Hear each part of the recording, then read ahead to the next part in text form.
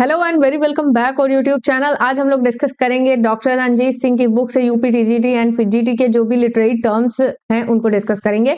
तो इससे पहले मैंने एक पार्ट को डिस्कस किया था, उसको काफी ज्यादा पसंद किया गया। देन मैंने सोचा कि सेकंड पार्ट बनाते हैं, बिकॉज जब तक आपका वर्क पसंद नहीं किया जाएगा फिर बनाने का कोई मतलब नहीं है। तो चलिए स्टार्ट करते हैं आज का हमारा important session with very warm welcome. Let's begin the session.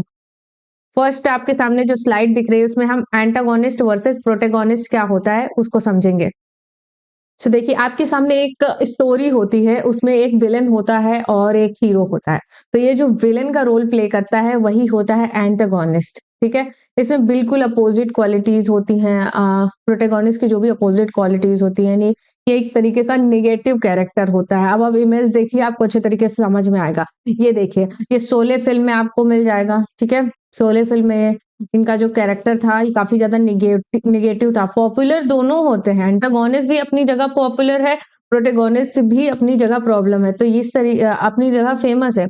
तो ये दोनों ही मतलब हमारे एंटागोनिस्ट हैं। आप फिल्मों के जो चीजें हैं उससे अच्छी तरीके से रिलेट करेंगे, दैट्स वाई मैंने यहाँ पे मेंशन किया है। तो ये हमारे अमजद अली खान, ओके, इनका पता नहीं क्या नाम था, मैं तो इतना फिल्म देखती ही नहीं हूं, तो मुझे याद भी नहीं है। और ये भी पता नहीं अमरीश पुरी है, इनका क्या रोल था ये भी मुझे नहीं पता, बट हाँ ये जानती हूँ कि ये विलेन है और ये हमारे लिटरेरी लैंग्वेज में क्या है, एंटागोनिस्ट है। मुझे नहीं पता ये फिल्म के बारे में, मैं इतना नहीं जानती। ठीक है, और ये जो हमारी, हाँ ये फिल्म मैंने देखी है, ये क्वीन फिल्म है और इसमें ये कंगना है। कंगना यहाँ पे क्या है, प्रोटेगोनिस्ट है, यानी कि एक लीडिंग जो कैरेक्टर होता है जिसमें वो सारी क्वालिटीज होती हैं जो एक आइडल हीरो में होती हैं। यानी कि वो अपना काम खुद कर लेता, करेजियस है, बहादुरी, यानी कि ये खुद ही अकेली चली गई थी फॉरेन। क्या करने से इसका जो बॉयफ्रेंड था इसको छोड़ देता है, देन ये अकेली ही चली जाती है अपना हनीमून मनाने। तो वही है ये इसकी स्टोरी। तो ये क्वीन है और ये प्रोटेगोनिस्ट के रोल में है। ठीक है, एज अ हीरो इसने लीड किया है। तो अब आगे चलते हैं। यस, क्लाइमैक्स क्या होता है? तो क्लाइमैक्स में क्या होता है, चीजें जो होती हैं वो बढ़ते क्रम में होती हैं। यानी कि आपको पहले छोटी चीजें दिखेंगी, देन उसके बाद थोड़ी सी बड़ी, फिर बड़ी, फिर बड़ी, इसके बाद पूरी चीजें क्लियर हो जाएंगी। जैसे क्या होता है ना, किसी भी फिल्म या स्टोरी में आपको क्लाइमैक्स की बहुत ज्यादा पड़ी रहती है, क्योंकि क्लाइमैक्स जो होता है ना, जो एक होना ही होना है। यानी कि आपको पता होता है कि हीरो के साथ गलत हो रहा है, उसको पता चलेगा, अंत में पता चल जाएगा, उसके साथ अच्छा हो जाएगा, हीरो के साथ अच्छा हो जाएगा। तो यही क्लाइमैक्स वाला पार्ट होता है, यानी कि अंत में सब कुछ अच्छा हो जाना। Climax is the figure of speech which successive words, phrases, clauses और sentence are arrange in ascending order of importance as in. यानी कि ये जो इसमें जो सेंटेंस और फ्रेजेस होते हैं वो असेंडिंग ऑर्डर, यानी कि यहाँ से देखिए ऐसे रहेगा सेंट, फिर ऐसे ऐसे ऐसे करके इसका ग्राफ आगे ही बढ़ता जाएगा। ठीक है, जैसे कि look up in the sky. ठीक है, इन्होंने क्या बोला, look up in the sky it is a bird, यानी पहले इन्होंने क्या बोला, इट इज अ बर्ड, फिर क्या बोला, इट इज अ प्लेन। अब बर्ड पहले छोटी दिखी, उनके बाद प्लेन थोड़ा सा बड़ा दिखा, फिर उसके बाद उन्होंने क्या कंक्लूजन निकाला, इट्स अ सुपरमैन, यानी ये अब इनको एक सुपरमैन दिखने लगा। तो इस तरीके से हमने क्या देखा, एक असेंडिंग ऑर्डर, यानी कि बढ़ते हुए क्रम में चीजें हैं, तो वो क्लाइमैक्स होता है। ओके, नेक्स्ट देखिए एंटी क्लाइमैक्स। एंटी क्लाइमैक्स क्या होता है, टोटल इसका उल्टा होता है, ध्यान से पढ़िएगा। The term anti climax refers to the figure of speech which a series of words, phrases और clauses are mentioned in descending order of importance, यानी कि ये मतलब घटते हुए क्रम में है, इनकी इंपॉर्टेंस जो होती है वो घटते हुए क्रम में होती है। ही लॉस्ट हिज फैमिली, यानी कि सबसे क्या हुआ, सबसे पहले इन्होंने बड़ी चीज बता दी, he lost his family, his job, उसके बाद एंड हिज हाउस प्लांट, ये बिल्कुल नैरो है, इसका कोई इतना ज्यादा इंपॉर्टेंट भी नहीं था इस चीज। तो इसलिए यहाँ पे क्या होता है कि ये चलता है डिसेंडिंग ऑर्डर में। तारा वो एंथ्रोपोमॉर्फिज्म। ठीक है, तो इस शब्द का क्या मतलब होता है, तो एंथ्रोपोमॉर्फिज्म जो होता है, attributes human traits, feelings and behaviour to inanimate objects और नॉन ह्यूमन एनिमल और नेचर। यानी कि किसी भी ऐसी चीज में जो कि ह्यूमन ना हो और उसमें आपको ह्यूमन बीइंग वाली जो क्वालिटीज हैं वो डाल दें, उसमें वैसी फीलिंग्स डाल दें। जैसे कि आजकल जो होता है ना, बहुत सारे कार्टून्स हैं, तो उसमें भी ऐसी चीजें देखने को मिलती हैं कि उसमें ह्यूमन बीइंग क्वालिटीज डाल दी जाती है। जैसे कि यहाँ पे एग्जाम्पल है, चिल्ड्रन में attribute human like personalities to their toys, यानी कि जो गुड़िया और गुड्डा होते हैं तो उनकी क्या करते हैं, उनकी शादियां करवाते हैं और उनको विदाई करेंगे, उस पर रोएंगे और उसका ख्याल रखेंगे, है ना। तो ये सब इसी के एग्जाम्पल हैं। और यहाँ पे अडल्ट्स ब्लेम देयर कार्स और computer for not cooperating with them, यानी कि अपने कंप्यूटर से क्या होता है ना, कभी आपकी कार खराब हो गई तो आप उसको गाली देने लगे, या कंप्यूटर नहीं वर्क कर रहा है तो आप उससे उससे मतलब उस पे इल्जाम ठोकने लगे। तो वो सारी चीजें होती हैं यही नॉन ह्यूमन जो थिंग्स होती हैं उसपे आप human traits, feelings and behaviours को अप्लाई कर देते हैं, तो वही हमारा हो जाता है एंथ्रोपोमॉर्फिज्म। ओके, एग्जाम्पल से समझिएगा। यहाँ पे एक जो आजकल बहुत ज्यादा ये फेमस है इस तरीके का मीम, डूडू मुझे वाटर पार्क ले चलो, तो ये कह रही है यहाँ पे, तो यहाँ पे ये जो बुबू है बोलेगा नहीं बुबू, अगले बार तुमने मुझे पानी में ढकेल दिया था। तो इस वजह से ये देखिए आप ये जो भालू टाइप के हैं, बियर है ना, तो कार्टून है, इस पे आप क्या करते हैं, ह्यूमन ट्रेट को अप्लाई करते हैं। तो यही कॉन्सेप्ट था एंथ्रोपोमॉर्फिज्म का। Okay, clear. नेक्स्ट देखिएगा एंटी हीरो। एंटी हीरो क्या होता है? A type of fictional character who serves as a protagonist but lack traditional heroic qualities like courage और आइडियलिज्म, यानी कि ऐसा हीरो जिसमें कोई एक जो ट्रेडिशनल हीरो, यानी कि जो समय से चला आ रहा है कि एक जो हीरो बहुत बहादुर होता है, ठीक है, अच्छा आइडियल कैरेक्टर होता है, संस्कारी होता है, वुमेन्स की रिस्पेक्ट करता है, वो सारी चीजें होती हैं। तो वो वैसा प्रोटैगनिस्ट अगर आपके आसपास है या आपकी फिल्म में है तो आप उसको एंटी हीरो बोलेंगे, यानी कि उसमें जो ट्रेडिशनल हीरोइक क्वालिटीज होनी चाहिए वो उसमें नहीं है। देखिएगा यहाँ पे जैसे ये कंगना है, तो इसका जो कैरेक्टर था तनु वेड्स मनु में, तो वो क्या होता है, एंटी लेडी थी, यानी कि एंटी हीरोइन का कैरेक्टर था। वो एक जो टिपिकल चला आ रहा था हीरोइन का कैरेक्टर, कि एक हीरोइन अच्छी होती है और हीरो के बारे में ही सोचती है, हीरो को सपोर्ट करती है, और एक आइडियल पर्सनालिटी होती है, संस्कारी होती है, तो वो इन सबसे अलग थी। तो ये कैरेक्टर से आप समझ सकते हैं। देखिएगा ये आलिया का कैरेक्टर है, तो ये गली बॉय में, तो ये कैसे झगड़ालू टाइप की एक लड़की होती है, जो एक ट्रेडिशनल जो हीरोइन की क्वालिटी होती है उससे बिल्कुल अलग होती है। ओके, और बाकी आप ये भी देख सकते हैं जय वीरू, ठीक है, तो ये चोर होते हैं, बेसिकली ये एंटी हीरो हैं, तो ये फिल्म में क्या होते हैं, चोर होते हैं।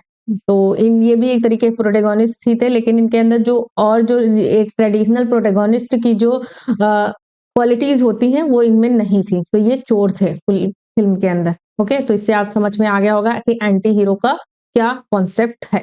ओके, तो एंटी हीरो को आप प्रोटैगनिस्ट से, जो एंटागोनिस्ट है उससे रिलेट करने की नहीं होती है। एंटागोनिस्ट जो होता है वो एक प्रॉपर मेजर कैरेक्टर होता है। ओके, तो इस चीज को ध्यान रखिएगा। और एंटागोनिस्ट जो होता है ये नेगेटिव क्वालिटीज होती हैं उसमें।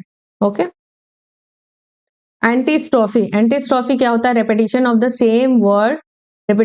same word or group of words in a paragraph at the end of the sentence। Antistrophe, strophe and report ये आपने पढ़ा होगा ओड में, तो समझ में आया होगा, तो नहीं समझ में आया तो यहाँ समझिए। देखिए एंटीस्ट्रॉफी में क्या होता है, government of the people, by the people, for the people, ये अब्राहम लिंकन का कोड है।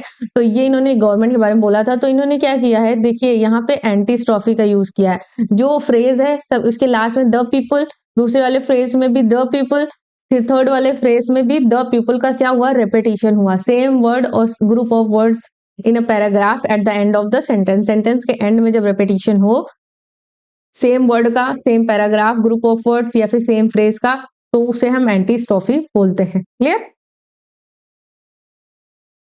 नेक्स्ट देखिएगा ऑटोनोमेसिया क्या होता है। ऑटोनोमेसिया, अ डिस्क्रिप्टिव वर्ड और phrase is used to substitute a person's proper name, यानी कि किसी भी एक पर्सन के प्रॉपर नेम को वो बताता है। ठीक है, जैसे किसी का, आपको किसी के अंदर कोई ऐसी क्वालिटीज है जो उसका नाम पड़ जाता है। देखिए यहाँ पे समझिएगा एग्जाम्पल से, द आयरन लेडी किसको बोला जाता है, मार्गरेट थैचर को आयरन लेडी बोलता है, यानी कि इनका नाम तो मार्गरेट थैचर है, बट अगर हम किसी द आयरन लेडी के बारे में बात करेंगे तो लोग इन्हीं का नाम बताएंगे, यानी कि इनके नाम का ये सब्स्टिट्यूट है। द किंग ऑफ पॉप और माइकल जैक्सन का जो नेम है यहाँ पे, ऑटोनोमेसिया जो है, ये है द किंग ऑफ पॉप, यानी कि इनके नाम का एक सब्स्टिट्यूट निकाल लें, है ना। महात्मा गांधी, ठीक है, ये जो मोहनदास करमचंद गांधी थे, इनको लोग क्या बोलते थे, द महात्मा करके बुलाते थे। अगर हम आज भी इंडिया में किसी से पूछें कि महात्मा कौन है, तो लोग पहले गांधी जी का नाम ही बताएंगे। ठीक है, अब यहाँ पे देखिएगा एंड एफोरिज्म क्या होता है? Is a short phrase saying और observation that provides a general truth and insight into, यानी कि किसी एक फ्रेज में कोई ऐसी बात लिख देना जो एक जनरल ट्रूथ बन जाती है। ठीक है, इसको समझिएगा। एफोरिज्म, एफोरिज्म इसका नाम है, ध्यान रखिएगा, एफोरिज्म। देखिए यहाँ पे कुछ एग्जाम्पल है, एग्जाम्पल से समझिए, बहुत अच्छी तरीके से समझ में आएगा।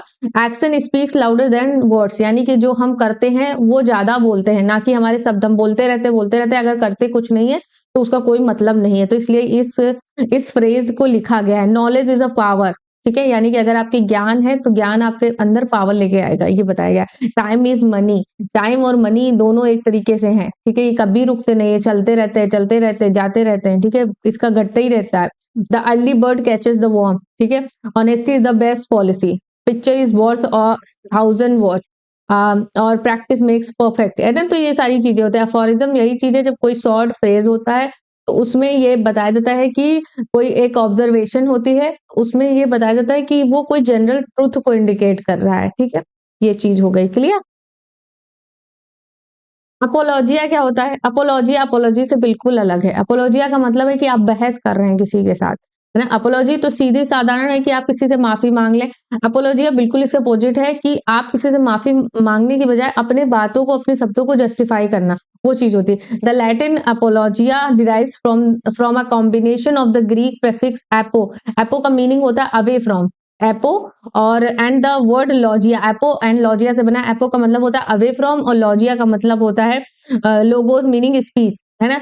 लोगोस का मतलब लॉजिया है, लोगोस का मतलब होता है speech in their earliest English uses. Apologia and apology mean basically the same thing, a formal defence और जस्टिफिकेशन ऑफ वंस एक्शन और ओपिनियंस, यानी कि अपने एक्शंस और ओपिनियन को जस्टिफाई करने के लिए अपोलॉजिया का यूज किया जाता है। जैसे कि आप किसी के साथ अगर बात करने से दूर भागते हैं तो आप उसके खिलाफ केस फाइल कर देते हैं ना, तो वो सारी चीजें अपोलॉजिया में आती हैं। एपोरिया क्या होता है? अपोरिया को समझिएगा। Definition, an expression of doubt और internal conflict in text, argument और थ्योरी, यानी कि कोई ऐसी चीज जिसमें डाउट हो, इंटरनल डाउट को इंडिकेट करे। आपके टेक्स्ट में आपने जो चीज लिखा है उसमें आपका इंटरनल डाउट दिखाई दे, तो वो होता है एपोरिया। जैसे कि जो हेमलेट में एक soliloquy थी, टू बी और not to be, that is the question, यानी कि वो करे या ना करे, उस पर वो क्वेश्चन लगा रहा था, है ना। तो ये हमारा एपोरिया में आएगा। क्लियर। नेक्स्ट देखिएगा, आर्काइज्म। आर्काइज्म वही चीज होती है, यानी कि जो ओल्ड हो, ठीक है, और उसको अगर आप आज लेके आ जाएं यूज करने में, मॉडर्न टाइम में, वो इस टाइम की नहीं हो, ओल्ड यानी कि बीत चुका है, उसका इस टाइम पे कोई जिक्र नहीं है, तो वो आ जाता है हमारा आर्काइव में। इस लैंग्वेज और writing that uses archaic language, in other words when read today, archaic writing stands out because it looks old fashion. For example thee and thou, ये शेक्सपियर एंड क्लासिकल टाइम पे ये दी and दाउ काफी ज्यादा popular था। आपने पढ़ा भी होगा। Are archaic words, most people who read the English language have come across, ठीक है। तो जब जो इंग्लिश लिटरेचर के स्टूडेंट्स होंगे वो दी एंड दाउ समझते होंगे, ये पुराने वर्ड्स हैं, अब इनका यूज नहीं होता है। क्लियर। आर्केटाइप क्या होता है? आर्केटाइप जो होता है वो एक तरीके का पैटर्न होता है, एक यूनिवर्सल पैटर्न होता है जो सबके लिए एक समान हो जाता है। आर्केटाइप आर यूनिवर्सल सिंबल और character in literature and mythology that represent common human experience like the hero, mentor and journey, यानी कि आप हीरो और मेंटर एंड जर्नी आप किसी से पूछेंगे तो सब इसका एक ही क्वालिटी बताएंगे कि हीरो क्या होता है, एक नॉबल मैन होता है। मेंटर क्या होता है, जो गाइड करता है। एंड जर्नी क्या होता है, जर्नी एक स्थान से जब आप किसी दूसरे स्थान पर जाते हैं, वो भी एक जर्नी होती है। आपकी लाइफ की जर्नी भी हो सकती है ना, तो वो सारी चीजें होती हैं इसमें, यानी कि एक यूनिवर्सल पैटर्न होता है जो यूनिवर्सल ट्रूथ बन जाता है, यानी सबके लिए वो एक जैसा, एक समान हो जाता है। क्लियर। साइड क्या होता है? Okay, aside when an actor on stage turns to and whisper to audience in secret, the other character to do not hear the aside, यानी कि एक soliloquy and aside में अंतर होता है। देखिए ऐसे समझिएगा, जो soliloquy होती है उसमें इंसान अपने मन में बात कर रहा होता है, उसको ये भी नहीं पता होता कि कोई और सुन रहा है, ऑडियंस सुन रही है या नहीं सुन रही है, उसको ये भी नहीं पता होता है। लेकिन इसमें क्या होता है, ये किसी से बात करता है, या उसको ये पता होता है कि मेरी कोई बात सुन रहा है, लेकिन स्टेज पे जो लोग खड़े होते हैं वो नहीं सुन पाते। तो सोलिलोकी मतलब आप अपने मन में बात करते हैं कि हाँ मैं तो यहाँ गया था, आज मैं पढ़ूंगा, ये मैं अपने मन में बात करती हूँ, है ना। तो वो मेरा सोलिलोकी हो गया। तो साइड दूसरी चीज है। देखिए एग्जाम्पल समझिएगा, आपके सामने पिक्चर आ रही, देखिए यहाँ पे इतने सारे लोग हैं बट इसको कोई नहीं सुन पा रहा, ये किसी से बात कर रहा है, इसके सामने है वो, तो वो इसका क्या हो जाएगा, असाइड हो जाएगा। क्लियर?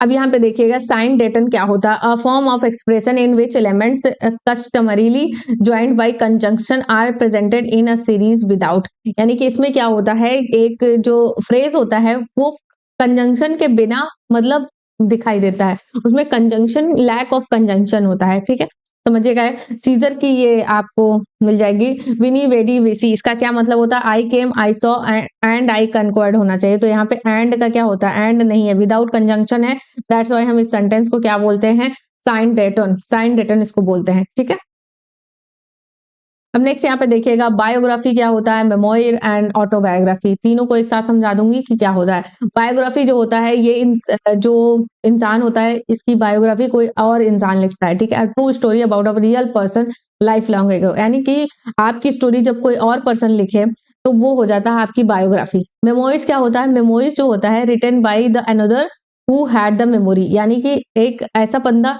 जो अपनी किसी इंपॉर्टेंट इवेंट को जब लिखता है, the author rights a personal memory, यानी अपनी पर्सनल मेमोरी, एक कोई इंसिडेंट ऐसा जो उसको इतना ज्यादा टचिंग हो, उसको अगर वो लिखे तो वो मेमोयर में आएगा, यानी कि एक अपने लाइफ के किसी एक पार्ट को वो लिखता है। ठीक है, तो ये क्लियर हो गया, यानी अपने लाइफ के किसी एक पार्ट को लिखता है। ऑटोबायोग्राफी क्या होता है, जब कोई इंसान अपनी बायोग्राफी खुद लिखता है, written by the same person the story is about, यानी जिसकी स्टोरी है वही अपनी स्टोरी लिखता है, तो वो ऑटोबायोग्राफी में आ जाएगा। A true story about a real person that road their own story about their life, यानी कि एक अपना खुद पर्सन जब अपनी स्टोरी लिखता है तो वो ऑटोबायोग्राफी में आता है। तो क्लियर हो गया, बायोग्राफी कोई अन्य इंसान लिखता है। मेमोइर्स, मेमोइर्स मतलब जो ऑथर लिखता है वो उसकी अपना कोई स्पेशल इवेंट होता है, कोई स्पेसिफिक मेमोरी होती है और कोई ऐसी बात होती है जो उसकी दिल के बहुत ज्यादा करीब है, तो वो उसको लिखता है, तो वो मेमोइर में आ जाता है। एग्जाम्पल समझिएगा यहाँ पे, देखिए ये जो नेल्सन मंडेला की बायोग्राफी है तो इसको पीटर लिम्ब ने लिखा है, यानी कि किसी अनदर पर्सन ने लिखा है। अब देखिए ऑटोबायोग्राफी में एम के गांधी, मोहनदास करमचंद की गांधी जी की जो ऑटोग्राफी है, the story of my experience with truth, तो ये इनकी ऑटोबायोग्राफी है, यानी कि ये इन्होंने खुद से लिखा है। नेक्स्ट देखिए मेमोरीज जो होता है, one memory of significant told in detail, यानी कि किसी एक मेमोरी को बहुत डिटेल में लिखा जाता है। A memory that mark someone's life forever, यानी कि वही किसी इंसान की किसी एक इवेंट को लिखा जाता है। लाइफ चेंजिंग इवेंट हो जा सकता है जो कभी भूला ना जा सके। A story that makes you feel something, यानी कि जब आप उस चीज को याद करें तो आपको हैप्पी, सैड, प्राउड इस तरीके की चीजें फील हो। और जैसे कि आपकी लाइफ में कोई ऐसा सक्सेस मिला हो तो आप उसकी स्टोरी लिखेंगे, तब आप क्या अपने आप को प्राउड फील करेंगे। ठीक है, और आपके अंदर कुछ जो फीलिंग्स होती हैं वो लेके आएंगे आप वहां पे, तो वही चीज होगी। A story about an event that is important to the writer, यानी कि राइटर के लिए बहुत ज्यादा इंपॉर्टेंट, यानी कि किसी एक स्पेसिफिक इवेंट के बारे में ये लिखी जाती है। क्लियर हो गया होगा यहाँ पे तीनों। नेक्स्ट देखिए यहाँ पे बारबेरियंस, ये बारबेरियंस वही वाला है जो जो अर्नोल्ड ने, मैथ्यू अर्नोल्ड ने अपने कल्चर एंड अनार्की जो इनका ऐसे है उसमें बताया है कि बारबेरियंस क्या होते हैं। बारबेरियन बेसिकली अरिस्टोक्रेट होते हैं, यानी कि अपर क्लास फैमिली से बिलोंग करते हैं। The term barbarian was used by Matthew Arnold to describe the aristocratic class in English society। Victorian society में जो अरिस्टोक्रेटिक थे, यानी जो राजशाही फैमिली से बिलोंग करते थे, उनको बारबेरियन बोला गया है। Arnold's classification of British society also included the middle class, which he called the Philistine, यानी अगर आपसे पूछ लिया जाए मिडिल क्लास किसको बोले थे ये, तो वो फिलिस्टीन्स थे। And the working class which he card the populace, populace किसको बोला था, जो वर्किंग क्लास थे। तो ये क्लियर हो गया होगा, ये तीनों टर्म्स आपसे एग्जाम में पूछे जा सकते हैं, तो तीनों को ध्यान रखिएगा। बारबेरियंस जो होते हैं वो अरिस्टोक्रेट होते हैं, यानी रिच फैमिली से बिलोंग करते हैं। फिलिस्टीन जो होते हैं वो मिडिल क्लास फैमिली से बिलोंग करते हैं। जो पॉपुलेस होते हैं ये वर्किंग और लेबर क्लास से बिलोंग करते हैं। ठीक है, देखिएगा यहाँ पे जो क्वीन विक्टोरिया है उनके साथ जो लोग हैं, तो ये कौन हो गए, अरिस्टोक्रेट हो गए। ओके, अवान अवान गार्दे क्या होता है, of and relating to experimental treatment of artistic, music और लिटरेरी मटेरियल, यानी कि जब कोई भी एक्सपेरिमेंट किया जाता है, कोई नई चीज लाई जाती है, चाहे वो आर्ट में हो, लिटरेचर में हो या म्यूजिक में हो, उसको उस टर्म को हम बोलते हैं अवान गार्दे। ठीक है, अब देखिए इस तरीके का जो फैशन है ये न्यू एक्सपेरिमेंट किया गया है किसके साथ, फैशन के साथ, मॉडर्निज्म के साथ। तो यही हमारा अवांगार्दे है, यानी कि फैशन इंडस्ट्री में इस तरीके का एक्सपेरिमेंट, नई चीज की गई है। नेक्स्ट देखिएगा म्यूजिक क्षेत्र में ये बीट बॉक्सिंग जो कर रहे हैं, मुंह से आवाज निकाल रहे हैं, ठीक है। तो ये एक तरीके का एक्सपेरिमेंट था, अब तो इसका बहुत ज्यादा यूज भी होता है।